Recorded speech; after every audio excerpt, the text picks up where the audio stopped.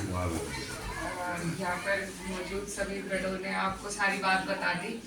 ये चुनाव है, देश का चुनाव है और देश के कानून व्यवस्था को बदलने का चुनाव है और बहुत ही महत्वपूर्ण है आपके और हमारे लिए। जैसा देख रहे हैं किस तरीके से माहौल बिगाड़ रखा है, 10 साल हो गए और कोई ऐसा वर्ग नहीं है जो परेशान ना हो।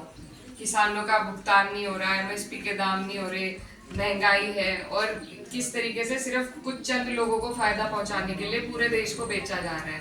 तो ये सारी बातें आप सबके सामने हैं। अब उस सरकार को जवाब देने का वक्त है।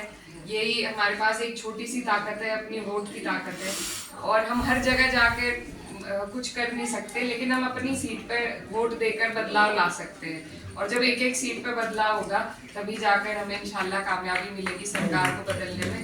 तो मेरे वालिद साहब का यहाँ पुराना क्षेत्र रहा है और मैं भी कोशिश करूंगी कि अगर आप लोगों ने मौका दिया तो उन्हीं की तरह आपके बीच में रहकर आपकी सेवा करने का मौका चाहती हूँ।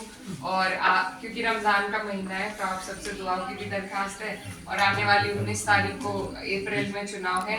इसे अपना चुनाव समझकर, क्योंकि क्षेत्र बहुत लंबा है, टाइम थोड़ा कम है, रमज़ान भी है बीच में, बहुत सारी दिक्कतें हैं, तो कुछ जिम्मेदारी अब आप लोग संभाल के अपने आसपास के वोटों को निकलवाने की, वोट परसेंटेज बढ़ाने की।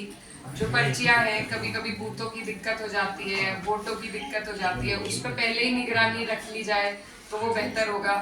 और अगर हम सब अपने अपने पड़ोस का ही ध्यान दे लें कि सब जा रहे हैं वोट डालने, सबके पास वोट की पर्ची है, तो उसी से बेहतर हो जाएगी बात बहुत। और सबसे अहम चीज़ ये है कि हमें कोशिश करनी है कि हमारी वोट की परसेंटेज जितनी बढ़ सके वही हमारी कामयाबी का सबब बन सकेगी।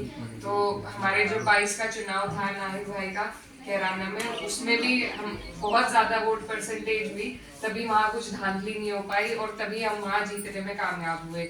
आप सबसे भी मेरी यही गुजारिश है कि आप लोग कोशिश करके, हिम्मत करके परसेंटेज बढ़ाने का काम करें और इस सीट को निकलवाने का काम करें और सभी से दुआओं की दें।